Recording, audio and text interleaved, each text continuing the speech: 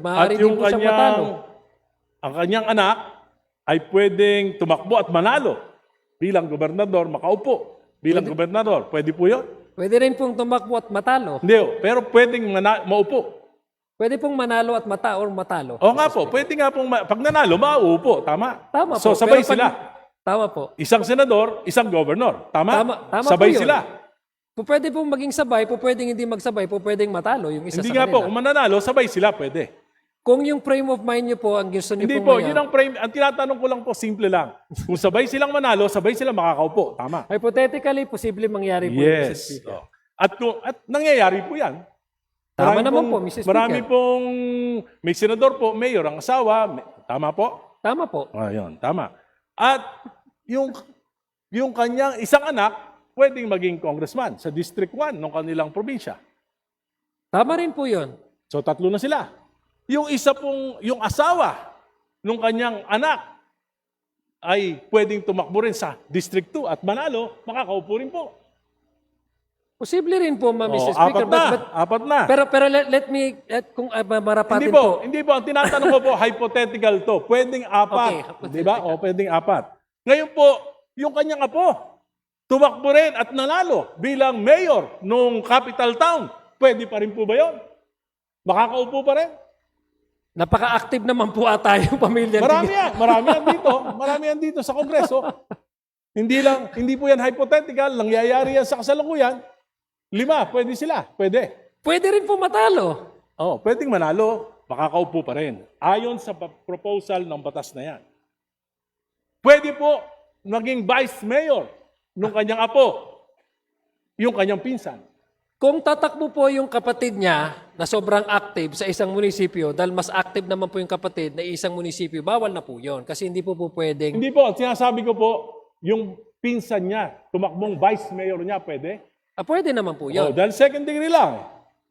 At yung pinsan niya sa isang kapatid ng kanyang tatay, tumakbong konsyal, pwede pa rin pong manalo. At makaupo, tama po? Tama po. So, 7 na sila. At yung asawa nung kanyang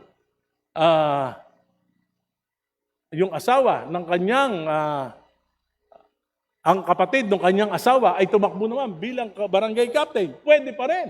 Tama po? Tama po. Pero pwede po ako mag-explain kasi puros lang kung tama o mali. Hindi, yun ang Hindi, inaako. Walo kung na. mamarapatin mo. Walo na. Kung I am asking mamarapatin this po. question. This is Let me just a allow me- premise. This is just a premise at meron po tayong Okay, but let itatanong me pagkatapos. explain, Mr. Speaker. If my good Hindi friend, po. isa sa pinaka nirerespeto ko. Just a short, Ramadan po namin, pagbigyan mo na po ako mag-explain. Kung mamarapatin po. All of these things are possible, Mr. Speaker. These are hypothetical. This can happen. This can be certain or it can be uncertain. But what is certain, Mr. Speaker, is we allow the people to vote. And that is the primordial consideration of this proposal, Mr. Bakit pa Speaker. po tayo nagpapasa ng batas kung pabayaan na lang natin yung mga tao? Bakit pa po kayo nagpanukala ng ganitong batas kung ang inyo palang prinsipyo ay pabayaan na lang kung sino yung iboto ng tao siyang manalo kahit magkakapatid, magkakamag-anak, magpipinsan, mag-asawa, mag-ama. Bakit pa kayo nag-sponsor ng bill Dahil nito? dahil apat na pong taon. Kahit Tama di pa kayo naniniwala? Naniniwala po ako dahil ang Constitution po ang nagsasabi, Mr. Speaker. It's not even your decision, Mr. Speaker. It's not even the decision of Congressman Irice. It's not the decision of this representation. It is what the Constitution dictates. Okay, okay. And that is what we're trying to provide, Mr. Speaker, Your Honor. Tama po. Naniniwala po ako sa sinabi nyo, pero sabi ko nga po, may certain parameters, yung mga framers ng Constitution. Dapat it will prevent the monopoly of power. Ngayon po, kung ikaw, gobernador, yung iyong pamangkin, vice governor, yung pinsan, bukal, yung iyong anak, mayor, yung isa mong pamangkin, vice mayor, yung isa mong pamangkin ay kapitan ng barangay. Tapos sa kabila naman, ang congressman, kapatid mo. Sa kabilang distrito naman, ay yung Iyong anak, wala po bang monopoly of power doon?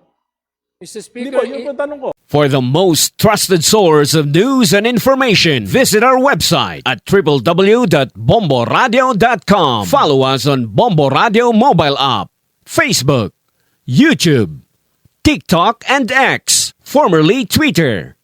Like, share, and stay connected. Anytime, anywhere.